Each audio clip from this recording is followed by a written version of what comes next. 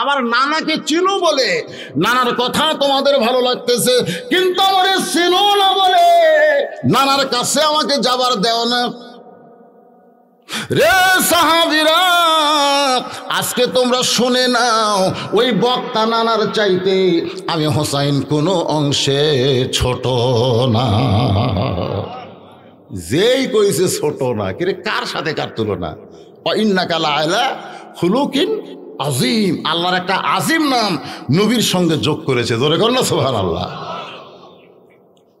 সেই নবীর সঙ্গে তুলনা করা যাবে? এতগুলো সাহাবীদের মধ্যে সবচাইতে জ্ঞানী সাহাবীর নাম কি? আপনারা শোনেন নাই? 4 জনে 1 নম্বর। সবচাইতে জ্ঞানীটার নাম কি? আনা মাদিনাতুল ইলমি ওয়া আলিউ বাবুহা। সুবহানাল্লাহ। আর বসে থাকলে পারলেন না, এক দৌড়ে হুযায়ফার কোল থেকে হোসেনকে কায়দা নিয়ে মুখে একটা ঠাসি মারছে। আপনারা বলেন তো, হযরত আলী হোসেনকে বেশি ভালোবাসে না আল্লাহর নবীকে বাসে? কথা কয় না। যখন নবী বললেন, আলী রে, আমার বিছনায় তোমাকে ঘুম পাড়তে হবে, ওরে মাথায় চাদর দিয়ে আমার বিছনায় ঘুম পাড়তে হবে, আল্লাহ আমাকে হিজরতে যাওয়ার হুকুম দিয়েছে। আলী বলতেছে, ইয়া রাসূলুল্লাহ, আপনার বিছনায় আমি কেন ঘুম পাড়বো? রাসূল বললেন, এই জন্যই ঘুম পাড়বে, ওরা যেন বুঝতে না পারে আমি নবী চলে গেছি, ওরা তোকে চাদরের মতো নবী মনে করবে। এই বলে নবী আমার চলে গেলেন। কিছুক্ষণ পরে এসে দেখে হযরত আলী চাদরের মধ্যে ঘুম পাড়তিছে। জোরে কোন সুবহানাল্লাহ। আল্লাহ রাসূল বলে, আলী, আমাকে মনে করে ওরা যদি তোমাকে তীর মারে, তোমাকে যদি আঘাত করে হত্যা করে, তাহলে তোমার কি হবে? আলী বলতেছে, নবী গো, যেদিন থেকে আপনার হাতে কলমা পড়ে মুসলমান হয়েছি, সেদিন থেকে এই জীবনটা আল্লাহ রাসূলের জন্য আমি ওয়াকফ করেছি। এখন বলেন, হযরত আলী হোসেনকে বেশি ভালোবাসে না নবীকে বাসে? কথা কয় না, কথা কয় না। আপনারা আপনাদের সন্তানক বেশি ভালোবাসেন না নবীকে বাসেন? লা ইউমিনু আহাদুকুম হাত্তা আকুনা আহাব্বা ইলাইহি মিন নাফসিহি। নিজের জীবনের চাইতেও রাসূলকে বেশি ভালো না বাসলে সে প্রকৃত মুমিন হতে পারবে না। নবীর বিরুদ্ধে কথা কয়, নবীর বিরুদ্ধে কটাক্ষ করে, এরপরে নবীর উম্মতের একটা মিছিল বার করে না। আর মিছিল যদি কেউ বার করে, সেটা আবার বাধা দেওয়ার জন্য প্রশাসনের লোক দাঁড়ায়। ধরে কোন কথা ঠিক কিনা? আশ্চর্য কথা। আল্লাহ নবীর বিরুদ্ধে কথা বললে আমার জীবনের কি দাম আছে? কোন আমার জীবনের কোনো দাম আছে? জীবন দিয়ে হলো বাংলার জমিনে আল্লাহ নবীর বিরুদ্ধচারণ করতে আমরা দিব না। কারা কারা দিবেন না? 2 হাত তুলে আল্লাহকে দেখান। লিল্লাহি তাকবীর। আমার নেতা, তোমার নেতা বিশ্ব নবীর চরিত্র ফুলের মতো না, ফুলের চাইতেও পবিত্র। বিশ্ব নবীর চরিত্র ফুলের চাইতে পবিত্র। হাত নামান। আল্লাহ ফেরেশতা এখানে আছে না নাই? যারা এখানে আছে না? হ্যাঁ, এই ফেরেশতা আল্লাহ বলবে, আল্লাহ তোমার নবীকে এরা দেখছে নাকি? তো ফেরেশতা আল্লাহ বলবে, দেখে নাই। যেই নবীরে দেখলো না 1400 বছর পরে কোরআনের মাহফিলে তারা হাত তুলেছে, আল্লাহ বলে, ফেরেশতা সাক্ষী থাকো, নবীর মহব্বতে যারা হাত তুললো, ওই হাতওয়ালা মানুষগুলোকে আমি জান্নাতে কবুল করে নিলাম। আল্লাহর বান্দারা বিরক্ত হচ্ছেন, বিরক্ত হচ্ছেন। হযরত আলী নিজের জীবনের চাইতেও রাসূলকে বেশি। এই কারণেই দৌড়ে গিয়ে হুযায়ফার কোল থেকে কায়দা নিয়ে, হুযায়ফার কোল থেকে কায়দা নিয়ে একেবারে এক হাসকা দিয়ে কাইডা নিয়ে মুখের ওপর একটা ঠাসি মারছে। এই বেদব, তোর বাপ ভালো, মা ভালো, তুই তুই তুই এর ঘুষ খাস। আপনার বলেন তো, বাপ মাও কি ভালো? যার রিয়ার ঘটকালি কি করছে? কথা কয় না রে, আপনার জানেন না।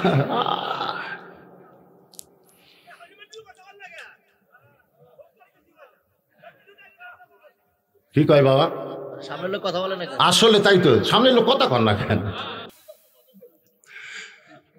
হ্যাঁ, খেপে গেছে এটা, আপনারা কথা কন। আসলে কথা বেশি হলে, এই যে দেখেন এখন রাত কটা, এই শীতের রাত, বুঝলেন না? যত কথা কবেন, এখন বাজতেছে 11টা 8 মিনিট। রাত ঘড়িতে 11টা, কিন্তু আপনাদের চেহারা দেখে মনে হচ্ছে কেবল 10টা বাজতেছে। ঠিক কিনা বলেন? লিল্লাহু আকবার। আল্লাহর বান্দার একটু মনোযোগ দিয়ে শুনবেন কি বলতেছিলাম, কি বলতেছি। ওহো, মনে আছে? হযরত আলী মুখের উপরে কি দিছে চাপা? কার মুখের উপর? হুসাইন। তার কে হয়? ছেলে হয়। তাহলে বোঝা গেল ছেলে যদি নবীর সঙ্গে কোনো বেয়াদবি করে আমরা ছেলেকে খাতির করব নাকি? মুখের উপর ঠাসি দিয়া, মুখের উপর ঠাসি দিয়ে চিৎকার করে বলতেছে, এই বেয়াদব, তোর বাপ ভালো, তোর মা ভালো, তোর বাপ ভালো, তোর মা ভালো। আপনারা বলেন বাপ মা যদি ভালো হয় সন্তান কেমন হবে? কথা কয় না রে বারে, কেমন হবে? এখানে বাপের কথা খুব একটা গুরুত্ব দেওয়া হয়নি, কিন্তু মায়ের কথা দেওয়া হয়েছে। ইয়াকুব নবী নির্জনে বসে আল্লাহ বলতেছে, আল্লাহ আমি 12টা সন্তান জন্ম দিলাম, কিন্তু 2টা ভালো 10টা খারাপ কেন? ইয়াকুব নবীর কিন্তু ছেলে 12টা, জোরে কোন কয়টা? তার মধ্যে 2টা ভালো আর 10টা খারাপ। আমি নবী হয়ে জন্ম দিলাম, আমার জন্মে এরকম বাটপার কি জন্য হলো? আল্লাহ ডাক দেওয়ার, ইয়াকুব সন্তান জন্ম দেওয়ার ব্যাপারে বাপের ভূমিকা কি? বাবা আনন্দে মাতিয়া, গানটা খেয়াল করবেন, বাবা আনন্দে মাতিয়া সাগরে ভাসাইয়া সেই যে চইলা যায় খবর লয় না।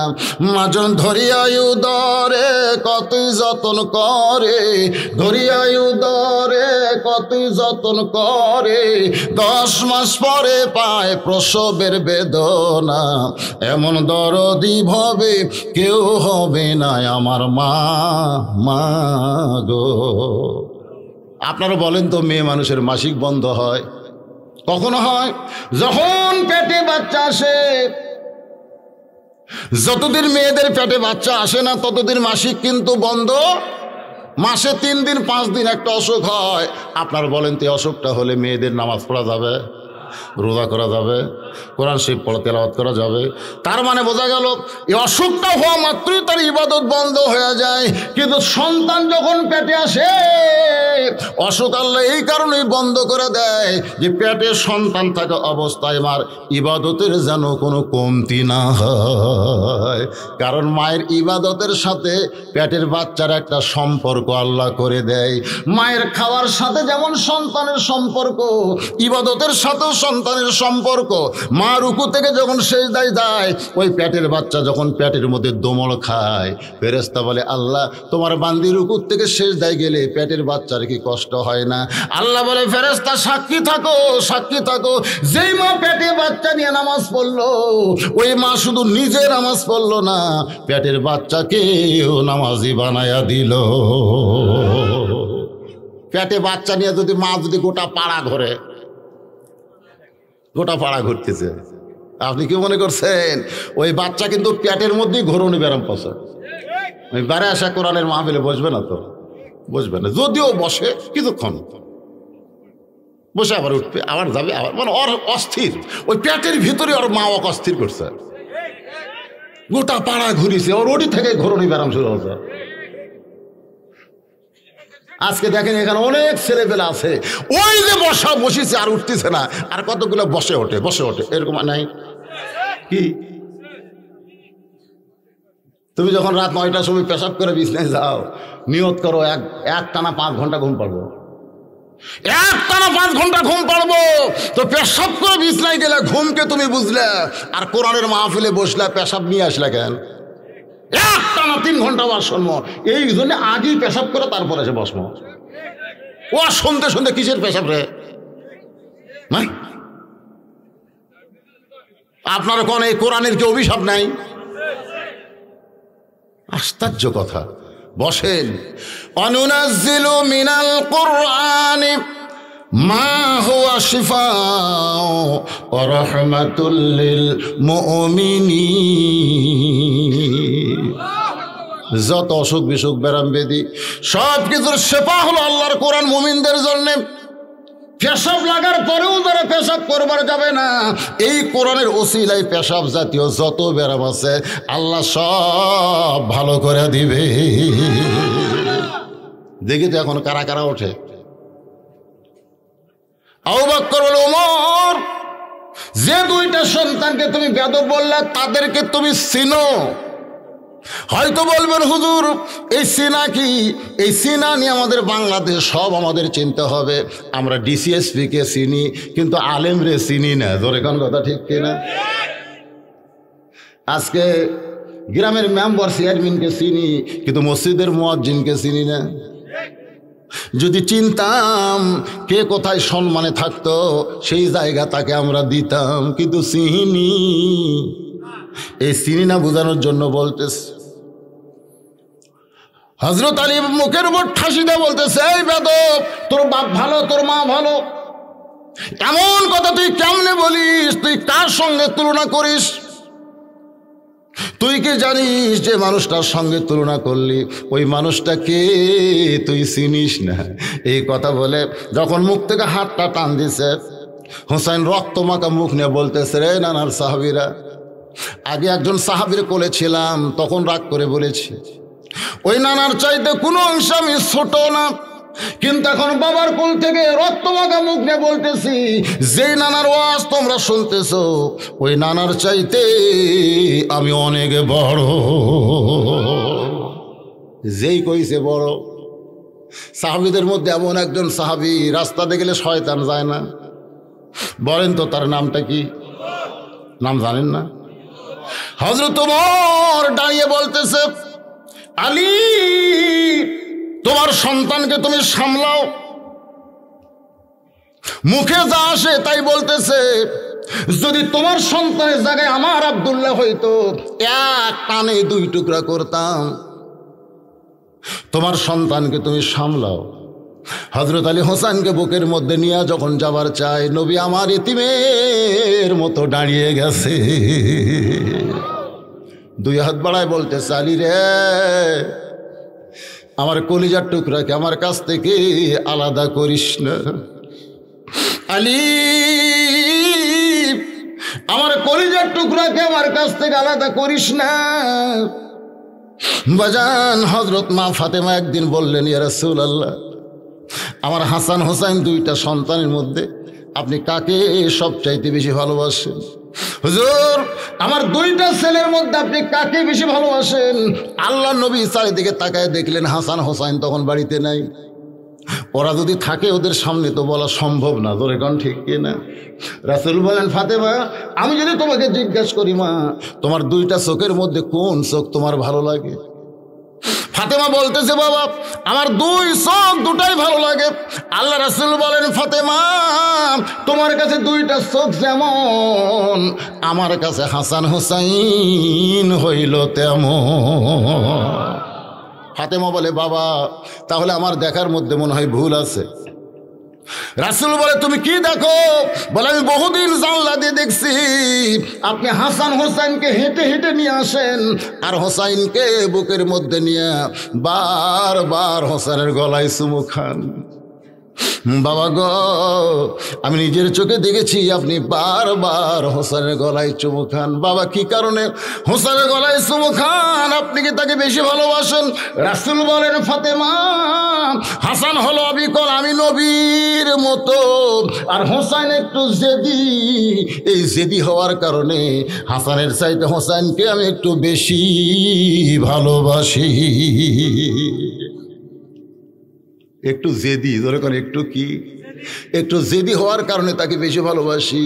নবী বুঝতে পারছে হোসেন যেই কথাগুলো বলছে এ কথা হলো জেদের কথা। ধরে কোন কিসের কথা? দুই হাত বাড়ায় দিলেন। হযরত আলী হোসেনকে যেই মাত্র ছাইড়া দেয়, এক দৌড়ে নবীর বুকে, সুবহানাল্লাহ কোন, এক দৌড়ে নবীর কাছে এসে নবীর গালে চুমা খায়, কপালে চুমা খায়, বুকে চুমা খায়, মুখে চুমা খায়, আর বলে, না না, তোমাকে ছাড়া আমি বাঁচবো না। না না গো, তোমাকে ছাড়া আমি বাঁচবো না। তোমার সাহাবী আমাকে জোর করে আটকায় দিয়েছে, আমি রাগ করে বলেছি তোমার সংসার কোনো অংশে ছোট না। না না, এরপরে সাহাবীর কোল থেকে আমার বাবা কাইডা নিয়ে আমার মুখে এত জোরে ঠাসি মারছে, না না, দেখেন নিচের দাঁত উপরে লব কাইটা রক্ত বের হয়ে গেছে। এই জন্য রাগ করে বলেছে আপনার চাইতে অনেক বড়। রাসূল কান্দার বলে, হোসাইন, এই কথা যদি তুই আমার একলা বলতি ঘরের ভিতরে আমি কিছুই মনে করতাম না। তুই যদি আমার একা বলতে আমি কিছুই মনে করতাম না। এতগুলো সাহাবীর সামনে কেমনে বললি ভাই? কারণ সাহাবীরা তাদের জীবনের চাইতে আমাকে বেশি ভালোবাসে। ধরে কর সুবহানাল্লাহ। তুই যখন বলেছিস ওই নানার চাইতে অনেক বড়, এই কথা সাহাবীরা মেনে নিতে পারে নাই, বিশেষ করে উমর তো খেপে গেছে। এই কথা তুই কেমনে বললি ভাই? হোসাইন বলতেছে না, বুঝতে পেরেছি আপনারও মনে কষ্ট পাইছেন, তবে আজকে শুনে নেন, আপনার হোসাইন ছোট হতে পারে, তবে হিসাব ছাড়া কথা কোনোদিন বলে না। লিল্লাহে তাকবীর। ছোট হতে পারে তবে হিসাব ছাড়া কথা। আজকে বাংলাদেশে অনেক মাদ্রাসার বাচ্চারা ছোট, কিন্তু যখন কোরআন পড়ে সেই পড়াটা, আজকে আমাদের অনেক নেতারা আলিমদেরকে তাচ্ছিল্য করে, অনেক এসপি আলিমদের তাচ্ছিল্য করে। করে কি করে না? করে কন করে। রাস্তায় টেবিল পাতায় ভিক্ষা করে, আমরা ভিক্ষা দেই, আর সেই ভিক্ষা হয় গবের ছাত্রগুলো মাদ্রাসার মৌলবি হয়। আমি বলতেছি বাজান, তোমরা বড় শিক্ষিত হয়েছো, তোমরা হিসাব জানো।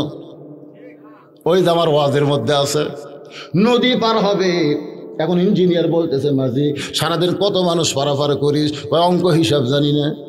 ইঞ্জিনিয়ার নৌকার মধ্যে চড়ে চলতেছে আর বলতেছে মাঝি রে, যেই বেটা হিসাব জানে না তার জীবন সারে না মাটি। কিছুদূর নৌকা যাওয়ার পর আবার ইঞ্জিনিয়ার বলে মাঝি, এই নৌকার ইতিহাস কি তুই বলতে পারিস? সর্বপ্রথম এই নৌকা দুনিয়াতে কে তৈরি করছে? মাঝি চিল্লায় কয়, আমার বাপ মাঝি, আমার দাতা মাঝি, হামো মাঝি। আমি মূর্খ, আমি ইতিহাস বলতে পারবো না। সঙ্গে সঙ্গে ইঞ্জিনিয়ার বলতেছে যে এই বেটা ইতিহাস জানে না, তার জীবন আটানা মাটি।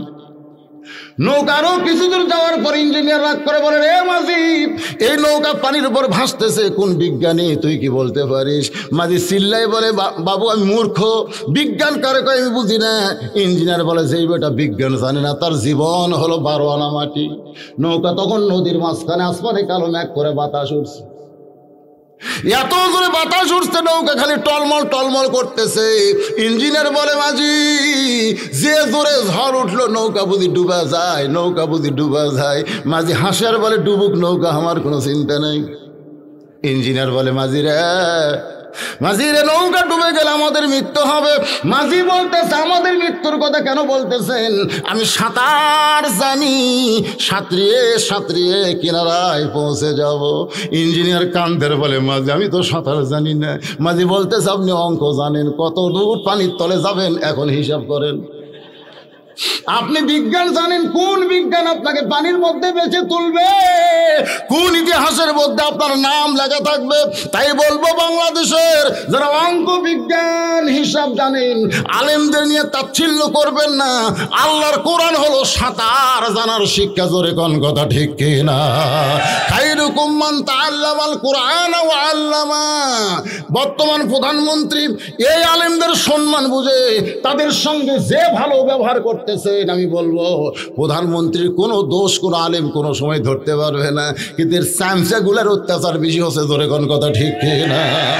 আল্লাহর বান্দারা, একটু কথা প্রসঙ্গে কথা বললাম, একটু মনোযোগ দিয়ে শুনবেন। কোন জায়গায় আপনাদেরকে রাখছে মনে আছে? না, আপনার নাতি হোসেন ছোট হতে পারে, তবে হিসাব ছাড়া কথা বলে না। ওমর ফারুক চিল্লায় বলে, এ পুচকে, তোর আবার কিসের হিসাব? তুই ছোট্ট মানুষ, তুমি হিসাবের জানো কি? হোসেন বলতেছে, না তোমার আমার মধ্যে কথা হয়, এই উমর মাথা মারে কেন? সোনাল্লাহ খান না কেন? রাসূল বলেছেন একটু জেদি বোঝেন না, তোমার আমার মধ্যে কথা হয়, এই মাথা মারে কেন? আল্লাহ রাসূল বললেন, এজলিস ইয়া ওমর, ওমর তুমি বসো। হযরত ওমর যখন বসে গেছে, আল্লাহ নবী বললেন, হিসাবের কথা একটু বলো তো ভাই। হোসাইন বলতেছে, 1 নম্বর হিসাব হলো তোমার বাবা আর আমার বাবা। বলো তো নানা, এই দুইজনের মধ্যে কার বাবা বড়? সমস্ত সাহাবীরা চমকে উঠছে, যত সাহাবী ছিল। কিরে, এটা কোন হিসাব? সুবহানাল্লাহ কবেন না? কোনোদিনও কেউ কল্পনা করতে পারে নাই যে নবীকে এই প্রশ্ন কেউ করবে। হোসাইন বলতেছে, ও নানা, তুমি বলো তোমার বাবা আর আমার বাবা, এই দুইজনের মধ্যে কার বাবা হিসাবে বড়? বয়সে বড় না, হিসাবে বড়। আল্লাহ নবী ছোট বাচ্চার মতন কাঁদতেছে। সাহাবীরা রে, আমার বাবা আব্দুল্লাহ জান্নাত পাবে কি পাবে না এই গ্যারান্টি আমি নবী দিবার পারবো না। কিন্তু হোসেনের বাবা আলী শুধু জান্নাত পাবে না, এই দুনিয়াতে 10 জনকে আল্লাহ জান্নাতের গ্যারান্টি দিয়েছে, তার মধ্যে 4 নম্বরের নাম হলো হযরত আলী। আমার বাবা আব্দুল্লাহর চাইতে হোসেনের বাবা আল্লাহর কাছে হিসাবে কোটি কোটি গুণ বড়। হোসেন বলে, না না, আমার 2 নম্বর হিসাব হলো তোমার মা আর আমার মা। বলো তো না না বলো, এই 2 জনের মধ্যে কার মা হিসাবে বড়? নবীর চোখ দিয়ে দর দর করে পানি পড়তেছে। হোসেনের মা কে রে? হোসেনের মা কে? গভীর রাত্রে নবী ঘুম থেকে চেতন পায়। খাদিজাতুল কুবরা বলে, ইয়া রাসূলুল্লাহ, হুজুর ঘুম ধরে না, আমাকে একটু শান্তির গল্প শোনান। আল্লাহ রাসূল দেখতেছে খাদিজার বয়স 64 হয়ে গেছে, নবীর বয়স তখন 49 বছর। জোরে কোন কত বছর? খাদিজার বয়স তখন 64 বছর। গভীর রাত্রে চেতন পায়া বউটা বলতেছে, হুজুর আমার একটু খুশির খবর শোনান। আমাদের বউ যদি এরকম করে আমরা কি করবো? ঘর পাল্টামো। জোরে কোন ঠিক কিনা? তুই থাক বুড়ি। মা খাদিজা যতদিন নবীর ঘরে ছিলেন, নবী ততদিন দ্বিতীয় কোনো বিয়ে করেন নাই। রাসূল বললেন, খাদিজা খুশির যদি ওয়াজ শোনেন তাহলে আমি বলি, এই দুনিয়াতে 10 জন পুরুষকে আল্লাহ জান্নাতের সার্টিফিকেট দিয়েছে। খাদিজা বলে, হুজুর আমি আমার জন্য খবর শুনবার চাই, 10টা পুরুষকে জান্নাত দিল আল্লাহ, তাতে আমার লাভ কি? আল্লাহ রাসূল বলে, খাদিজা শুধু 10 জন পুরুষকে আল্লাহ জান্নাতের সার্টিফিকেট দেন নাই, 10 জন নারীকেও আল্লাহ জান্নাতের সার্টিফিকেট দিয়েছে। খাদিজা বলতেছে, হুজুর এই 10 জনের মধ্যে কি আমি আছি? আল্লাহ রাসূল বলে, খাদিজা পুরুষের মধ্যে 1 নম্বর হলো আবু বকর, আর নারীদের মধ্যে 1 নম্বর হলো খাদিজাতুল কুবরা। লিল্লাহি তাকবীর। আল্লাহ রাসূল বললেন, পুরুষের মধ্যে 1 নম্বর কে? আর নারীদের মধ্যে 1 নম্বর হলো খাদিজাতুল কুবরা। খাদিজা বললেন, ইয়া রাসূলুল্লাহ, পুরুষের মধ্যে 2 নম্বর যদি উমর হয়, তাহলে নারীদের মধ্যে 2 নম্বর কে? আল্লাহ রাসূল বলে, খাদিজা 2 নম্বর কে হলে আপনি বেশি খুশি হবেন? 2 নম্বরটা কে হলে আপনি বেশি খুশি হবেন? খাদিজা বলে, রাসূলুল্লাহ আমার মেয়ে ফাতেমাকে আল্লাহ যেন 2 নম্বর দেয়, আমার মেয়ে ফাতেমাকে আল্লাহ যেন 2 নম্বর দেয়। রাসূল বললেন, খাদিজা আপনার মেয়ে ফাতেমা জান্নাতি নয়, আপনার মেয়ে ফাতেমা জান্নাতি নয়। সঙ্গে সঙ্গে খাদিজা মুখ চেপে ধরে বলে, রাসূলুল্লাহ আমার মেয়ে ফাতেমা জান্নাতি নয়, তাহলে কি? রাসূল বললেন, জান্নাতি নারীদের নেত্রী। লিল্লাহি তাকবীর। যেই বলছে জান্নাতি নারীদের নেত্রী, খাদিজা বলতেছে, ইয়া রাসূলুল্লাহ আমার 1 নম্বর না দিয়ে এই জান্নাতি নারীদের নেত্রী করলে ভালো হতো। আল্লাহ রাসূল বলেন, ফাতেমা আপনার মেয়ে, এখানে অসুবিধা কি? খাদিজা বলতেছে, নারীদের একটা স্বভাব হলো কাউকে কোনোদিন উপরে দেখতে চায় না। নারীদের স্বভাব হলো সবার উপরে নিজে থাকবে, তারপরে নিচে থাকবে। এখন ঠিক কিনা? এটা হলো নারীদের স্বভাব। নারীরা কোনোদিন নিচে থাকবার চায় না। ভাগ্য গুণে আমাদের বাংলাদেশের নারীরা উপরে আছে, কথা কয় না, ঠিক না? উপরে আছে না নাই? খালি দেশের প্রধানমন্ত্রী নারী তা কিন্তু না, প্রত্যেকটা বাড়িতে নারীরা 1 নম্বর। আমি দেখছি আমার বউ যখন আমার শ্বশুর আসে তখন 5 তরকারি ভাত দেয়, 5 তরকারি। আমার শ্বশুর খাবে না, তারপরে আমার বউ জোর করে খিলে, খান বাবা খান বাবা। কিন্তু আমার বাপ যখন আসে তখন দেখে 15 দিন আগেকার পুরোনো বিস্কুট, ওটা আমার বাপক বের করে দিচ্ছে। আমার বাপ খালি খায় আর দাঁতের মধ্যে লোক দেয়, খায় আর দাঁতের মধ্যে লোক দেয়। আমি একদিন বললাম, আব্বা এরকম। বাবা বলছে, তোকে বলি না বাবা, তোকে বলি না। আমি যতবার আসি তোর বউ এই রকম বিস্কুট আমাকে দেয়, সেটা দাঁতের সঙ্গে লেগে যায়। ভালো কি মনে করতেছেন? আমি চিন্তা করলাম আমি প্রেসিডেন্ট, আর আমার প্রধানমন্ত্রী যা করবি তাই। আর বাপক 5 তরকারি খিলাই, আর আমার বাপক পুরোনা বিস্কুট দেয়, ঠিক? আমি চিন্তা করলাম এ ধারা পরিবর্তন করা লাগবে। পরিবর্তনের নিয়ম কি? একটা তো নিয়ম বার করা লাগবে। উদউ ইলা সাবিলি রব্বিকা বিল হিকমা। আমার বউ নষ্ট হয়ে গেছে, বাপ হোক চিনে শ্বশুর হোক চিনে না, এর উপর দাওয়াত দেওয়া লাগবে হিকমতের সাথে। কারণ বর্তমান যে সরকার নারী শাসিত সরকার, মেয়েকের বেশি পক্ষে আছে, ধরে কোন কথা ঠিক কিনা? ধর্ষক যাদের তাদের মৃত্যুদণ্ড দিবে, ধর্ষকের মৃত্যুদণ্ড হবে, দেহানের মৃত্যুদণ্ড হবে। অনুষ্কা তো মরে গেছে, কিন্তু দেহান ধর্ষক হওয়ার ভিতরে অনুষ্কার হাত আছে না নাই? এ কথা কর না কেন মরদ মানুষ, কথা কর না কেন? আজকে আমাদের ছেলেরা খারাপ হওয়ার পিছনে নারীদের হাত আছে না নাই? জোরে কেন আছে না নাই? সরকারকে আমি বলবো ধর্ষকের মৃত্যুদণ্ড দিবেন, ঠিক আছে, কিন্তু ধর্ষণ বন্ধ করার জন্য নারীদের বেপর্দাও বন্ধ করা লাগবে। জোরে কোন কথা ঠিক কিনা? হ্যাঁ, একটা বেপর্দা নারী দেখলে আমাদের ছেলেদের মন তো বলবেই, সুন্দর নারী দেখলে পরে আমার দিল দেওয়ানা করে, ওইলে ওইলে ওইলে বলবি তো। আল্লাহ এই জন্যই বলেছেন অকরনা ফি বুয়ুতিকুন্না ওয়ালা তাবাররাজনা তাবাররুজাল জাহিলিয়াতিল উলা। আল্লাহু আকবার। আল্লাহর বান্দারা বিরক্ত হচ্ছেন? একটু মনোযোগ দিয়ে শোনেন, একটু মনোযোগ দেন। ও নানা, তোমার মা আর আমার মা, সেই মায়ের কথা বলতে গিয়ে এই নবীর মনে পড়েছে হোসেনের মা কে রে? হোসেনের মা কে? অনেকে আমরা জানি না, কিন্তু আজকে শোনেন রাসূল বলেন খাদিজা আল্লাহর পক্ষ থেকে বন্টন হয়েছে। সুবহানাল্লাহ কর না কেন?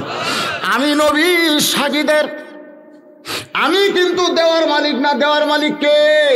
আল্লাহ আপনাকে 1 নম্বর জান্নাতি ডিগ্রি দিয়েছে, আর 1 নম্বর জান্নাতি নারীদের নেত্রী বানাইছে আপনার মেয়েকে।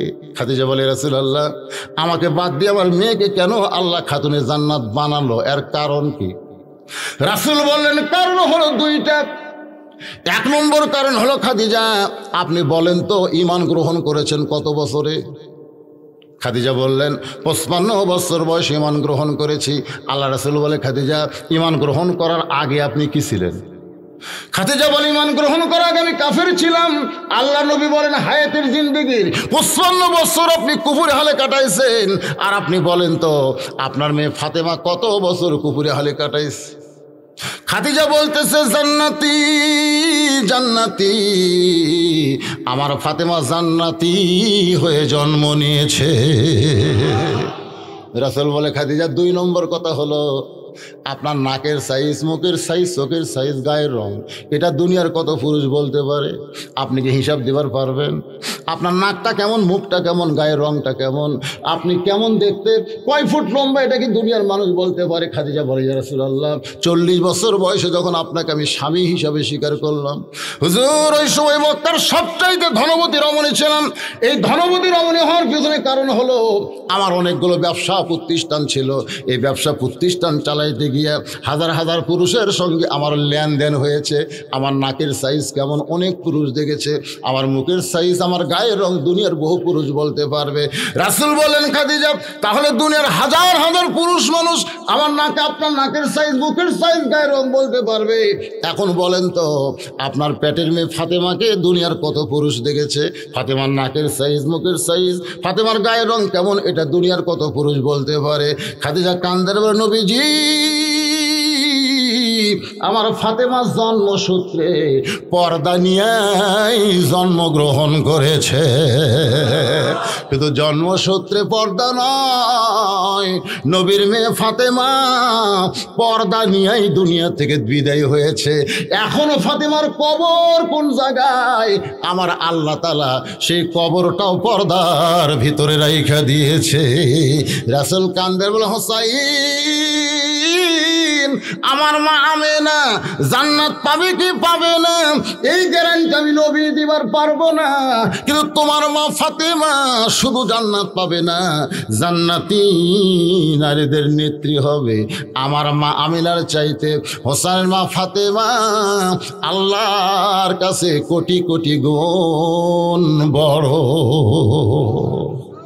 হোসেন বলে না না, তাহলে মায়ের দিক দাও তো আমি বড় হলাম। এবার বলো না না আমার 3 নম্বর হিসাব হলো তোমার নানা আর আমার নানা, এই 2 জনের মধ্যে কার নানা বড়? যেই কইছে নবীরে কিছু বলার আগে ওমর ফারুক ওই যে রাসূল বসাইছে এজলেস বসো, সেই হযরত ওমর কিন্তু আর বসে নাই। এক দৌড়ে সে হোসেনকে কোলের মধ্যে নিয়ে ডাক দেয়, বলে আলী আমি মূর্খ বলে বুঝি নাই, কিন্তু তুই তোর মূর্খ না, এই সোনার মুখে এত জোরে ঠাসি মারছিস কেন? দাঁত দিয়ে লব কেটে গেছে। হোসেনের কপালে চুমু খায়, মুখে চুমু খায়। ওমর কান্দের বলে হোসাইন তোমার নানার নানা ওহাব জুহুরকে দুনিয়ার কেউ চিনে না, কেউ চিনে না, আর তোমার নানাকে শুধু দুনিয়ার মানুষ না রে, আমার আল্লাহ করেছেন ঘোষণা ওয়া ইন্নাকা লাআলা খুলুকিন আযীম। হোসেন বলে না না, এখন তুমি তোমার সাহাবীদের বলো, বাপের দিক দিয়ে যদি আমি বড় হই, মায়ের দিক দিয়ে যদি আমি বড় হই, নানার দিক দিয়ে যদি আমি বড় হই, তুমি কোন দিক দিয়ে আমার চাইতে বড় হইছ? রাসূল হোসেনকে কোলের মধ্যে নিয়ে বলে সাহাবীরা রে, এ হোসেন আমার চাইতে অনেক বড়। সেই হোসেনকে হযরত আবু বকর বলতেছে ওমর যাকে তুমি বেয়াদব বলছো, যে 2 জনকে তুমি বেয়াদব বললে তাদেরকে তুমি চিনো? ওমর ফারুক বলে আবু বকর ভাই এই 2 জনকে চিনবো না কেন? এরা হলো আলিয়ার ফাতেমার সন্তান, এটা হলো সাধারণ চেনা আলিয়ার কথা কয় না। হযরত ওমর কিন্তু বলতে পারতেন এই 2টা আলীর সন্তান, এই 2টা আলীর সন্তান বললেই হতো, কিন্তু শুধু আলী না বলে ফাতেমা যোগ দিলেন কেন? এই বর্তমান সরকার যিনি ক্ষমতায় আছে তার আগের যত সরকার ছিল এই সরকারগুলো খালি বাপের গুরুত্ব দিয়েছে, মায়ের গুরুত্ব দেয়নি। আমি 91 সালে বিয়ে করছি, 91 সালে আমার বিয়ের সময় যখন রেজিস্ট্রি হচ্ছে তখন কাজী সাহেব বলতেছে আপনার বাপের নাম কি? আমি বাপের নাম লিখলাম, আমার বিয়ে হয়ে গেল। কিন্তু আমার জামাই যখন 2014 সালের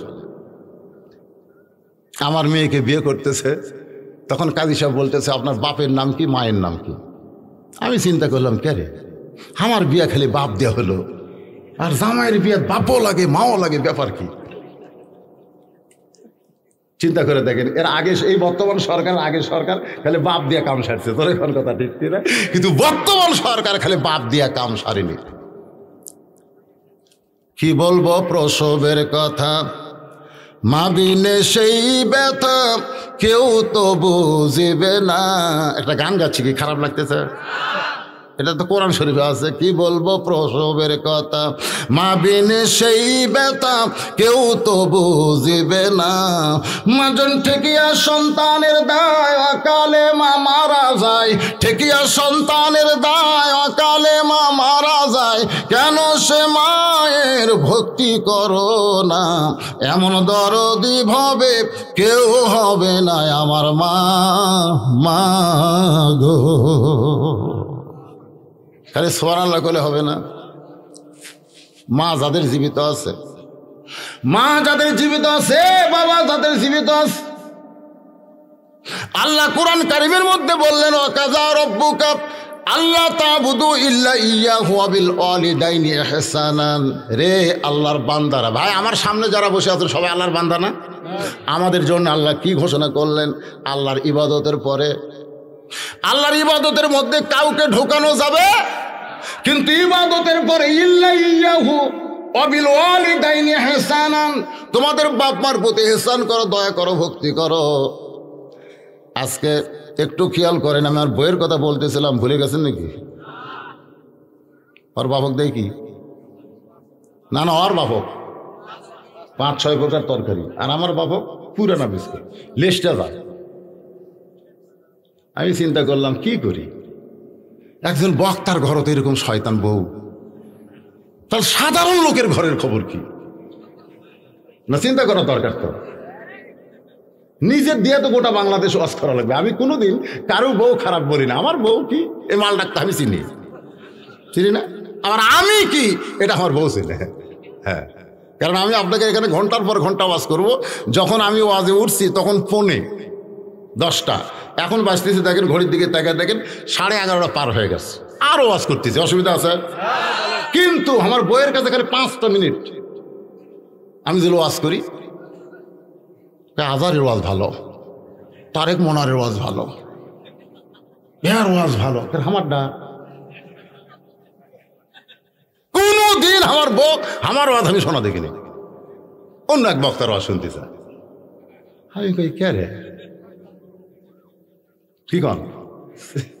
আমি কইলাম কি খবর, দুনিয়ার লক্ষ লক্ষ মানুষ হুজুর কয়, আর তুমি জনগণ আপনাকে চিনে না তাই হুজুর কয়। কিন্তু আমি জানি হুজুর হয় এত সহজ নয়। আসলে বইয়ের কাছে কি সমস্যা আছে না নাই? এখন আমি চিন্তা করলাম কি করা যায়। উদউ ইলা সাবিলি রাব্বিকা বিল হিকমাহ। আমি আস্তে করে ঘরের মধ্যে গিয়ে দরজা খুলে বসে থাকলাম।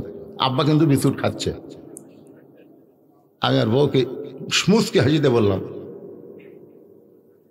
ডাকতেছে, হাসতেছে আর ডাকতে। বউ মনে করছে হয়তো খুশির করে খবর দিবে। ঘরের মধ্যে ঢুকতি আমি দরজা বন্ধ করে দিলাম। আমার বাপ বুঝতে পারছে,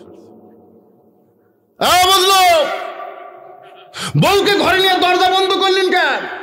আমি বললাম, বাবা একটু আমল করতে হবে, বাবা নেক আমল করা লাগবে। যে আমল এতদিন আমি করতে পারিনি, নামাজ দেয়া রোজা দেয়া যে কাম আমার হয়নি, আজকে সেই কাজ করা লাগবে। বউকে গান মারিস না, বুঝতে পারছে?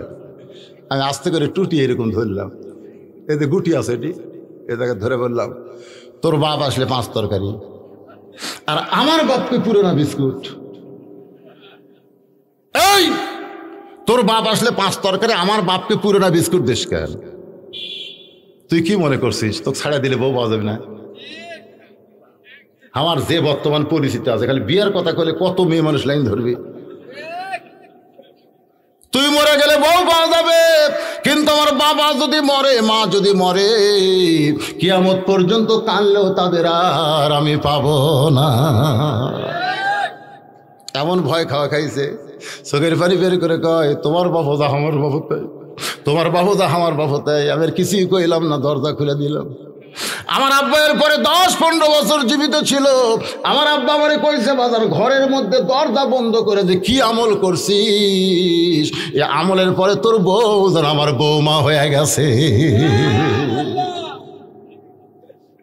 আমি যুবকদের জন্য বলবো, আল্লাহর ইবাদতের পরেই 2 নম্বর হলো বাপ মার প্রতি ইহসান করো, দয়া করো, ভক্তি করো।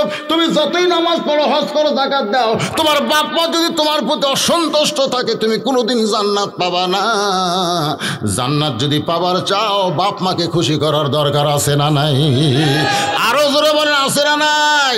যদি বাপ মা মারা যায়, তাহলে আপনি কি করবেন? বাপ মার কবরের পাশে প্রতিদিন যাওয়ার না পারলেও অন্তত সপ্তাহে 2 দিন ফজরের নামাজ পড়ে বাপ মার কবরের পাশে গিয়ে বলবেন, রব্বির হামহুমা কামা রব্বায়ানি সগীরা, আসসালামু আলাইকুম ইয়া আহলাল কবর দোয়া করে বাবার কবর জিয়ারত করবেন।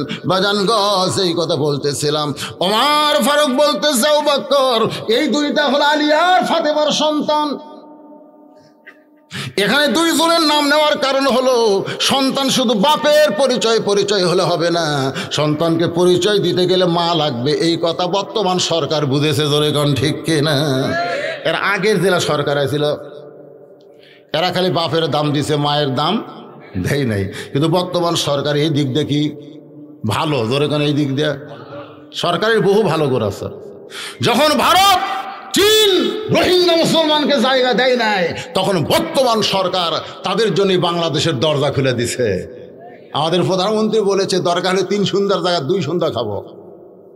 কি কোন বলেনি? তাও রোহিঙ্গা মুসলমান আমাদের ভাই, ওদেরকে আমরা এই মুহূর্তে তাড়াই দিতে পারি না।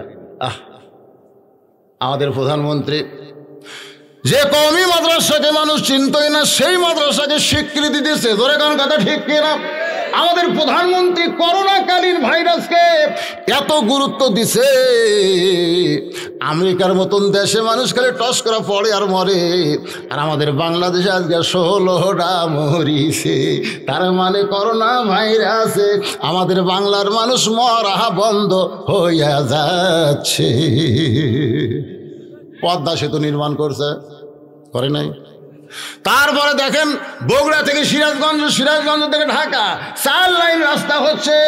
আগে আমরা গ্রামগঞ্জে কারেন্ট পাইতাম না, প্রতি গ্রামে কারেন্ট ঢুকেছে, রাস্তাঘাট সব হয়ে গেল। আমাদের প্রধানমন্ত্রীর ভালো কাজ আছে না নাই? করে খারাপ সেরা নাই, ভালো কাজের স্বীকৃতি দিতে হবে। আমাদের প্রধানমন্ত্রীর কাছে আমাদের অনুরোধ, কারণ তিনি পরেশগার বান্দি, তার নামটা কিন্তু কোরআন শরীফের মধ্যেও রয়েছে, রব্বানা আতিনা ফিদ দুনিয়া হাসিনাতাও ওয়া ফিল আখিরাতি হাসানা, হাসানাতাও ওয়া ফিল আখিরাতি, তাহলে জবরের জায়গায় জেদ দিলিতে হাসিনা।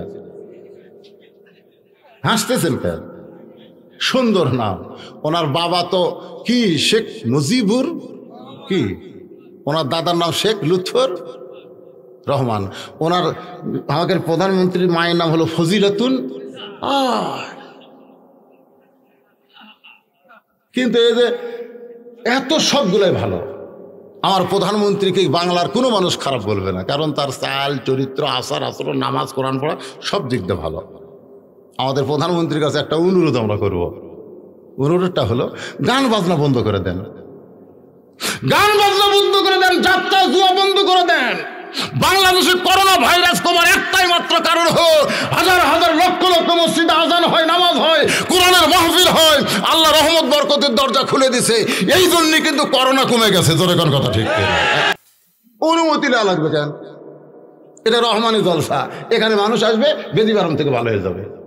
কি এক সর্বনাশা কথা যে কোরআনের মাহফিল করতে অনুমতি লাগবে কেন? এটি করোনা আসবে, এ কথা কর না কেন?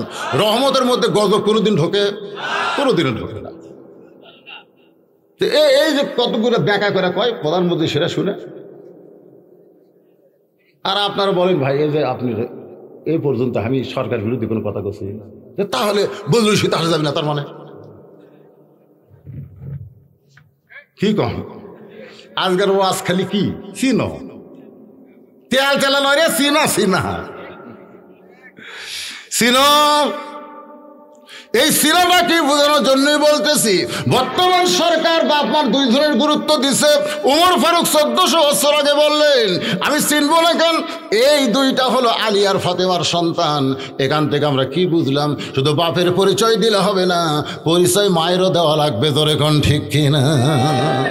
আমার মায়েরা কিন্তু খুশি হচ্ছে। হয়তো আবু বকর ওমর শুধু আলী ফাতেমার সন্তান বললে হবে না, এদের আরো পরিচয় আছে, আরো পরিচয় আছে। উমর ফারুক বলল আবু বকর এই 2টার অন্য কোনো পরিচয় তো আমি জানি না। আপনারা কি জানেন? প্রতিদিন জুমার দিনে সানি খুতবায়, প্রতিদিন জুমার দিনে সানি খুতবায় ইমাম সাহেব আপনাদের শোনাইছে, মনে হয় এলাকায় শোনাই কিনা? সাইদুস শাবাবে আহলেল জান্নাহ হাসান হুসাইন রাদিয়াল্লাহু তাআলা আনহুমা। জান্নাতি যুবকদের সর্দার কয়জন? কয়জন? যুবকদের সর্দার হলো হাসান আর হুসাইন। এখন আপনারা বলেন যুবকদের সর্দার যদি হাসান হুসাইন হয়, তাহলে বুড়াকের সর্দারকে?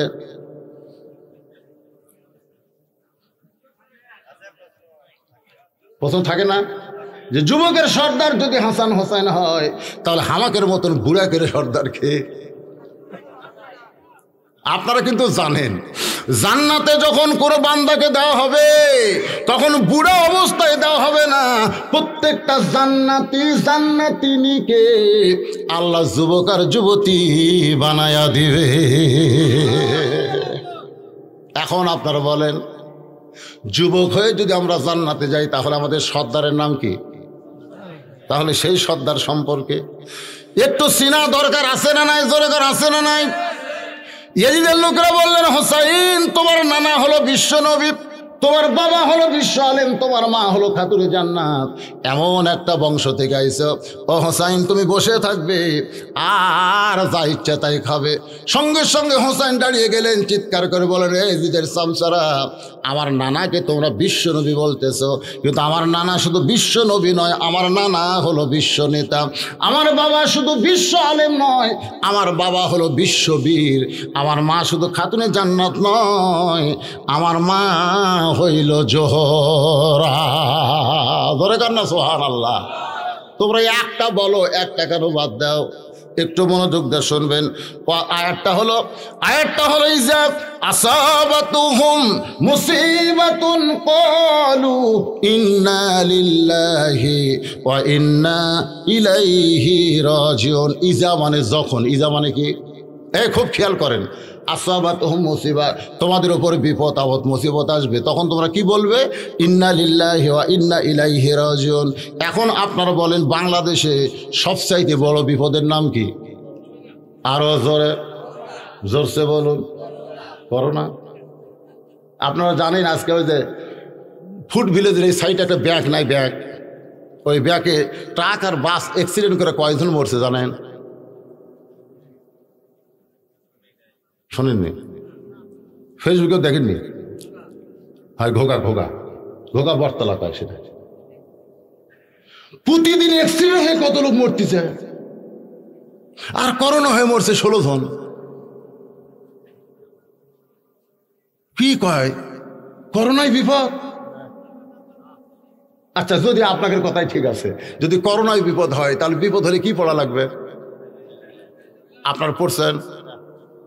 সরকার কোনোদিন কইছে যে করোনা একটা মহাবিপদ, এই বিপদ যদি দূর করবার চাও ইন্না লিল্লাহ বেশি বেশি আমল করো, এ কথা কইছে?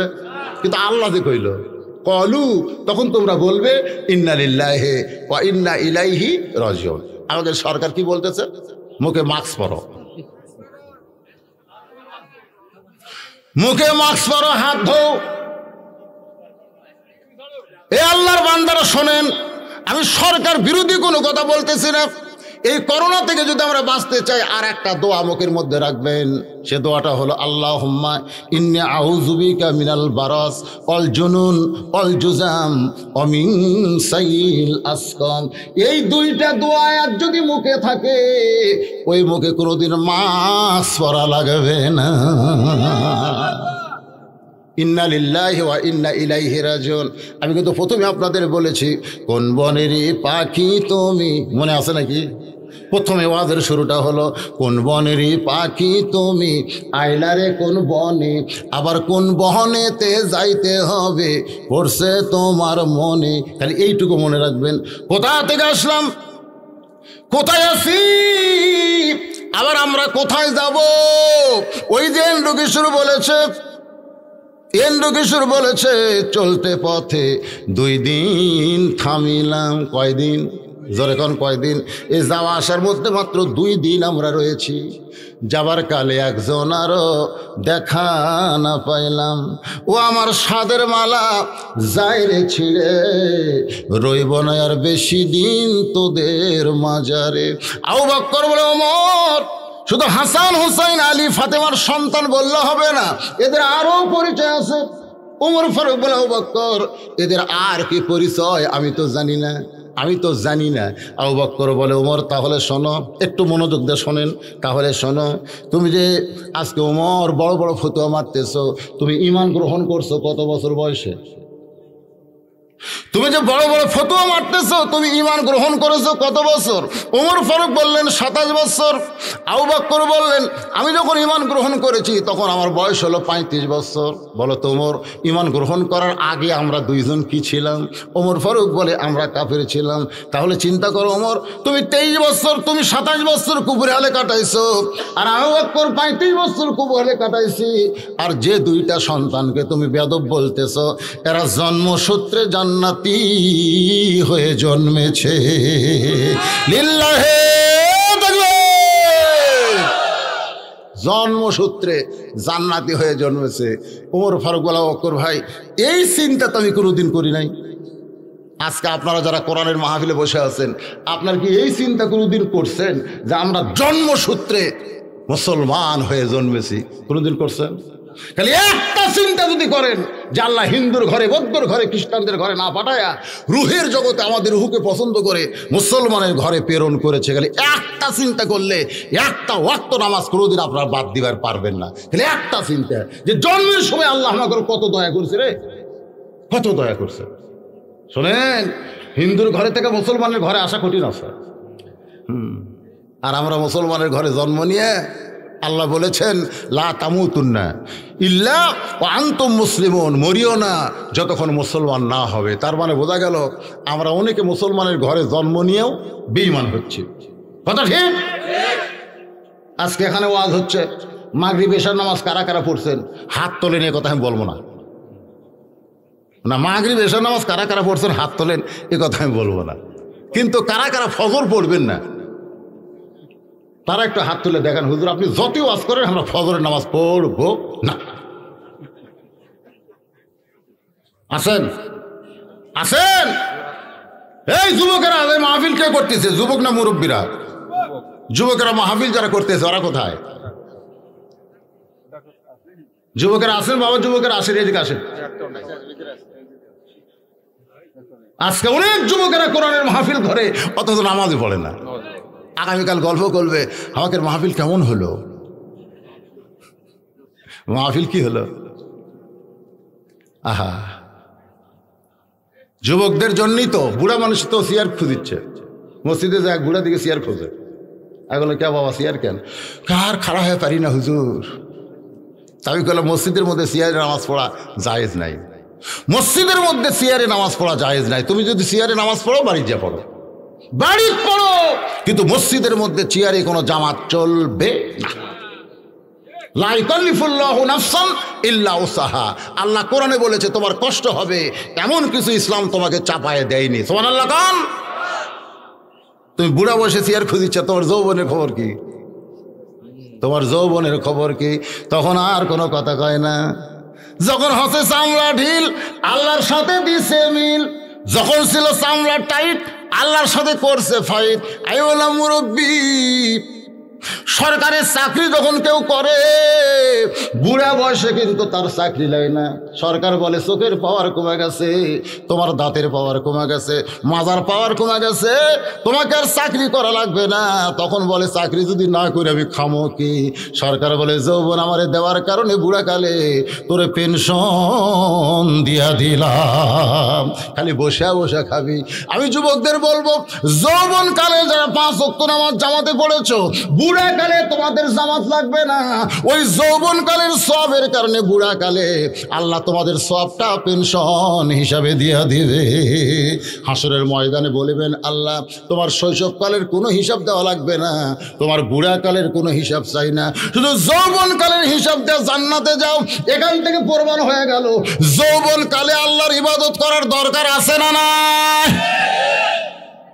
আমি আপনাদের বলবো, মসজিদের মধ্যে যদি চেয়ার থাকে, এই চেয়ার আপনারা বার করবেন, বার করবেন। অন্যায় করে আর অন্যায় সহে দুই জনকে আল্লাহ ধরবে, দুই জনকে ধরবে। কুম, কুম মানে কি? দাঁড়াও। কুম লিল্লাহে, কার জন্য? কনিতিন মানে কি? আনুগত্য নিয়ে দাঁড়াও।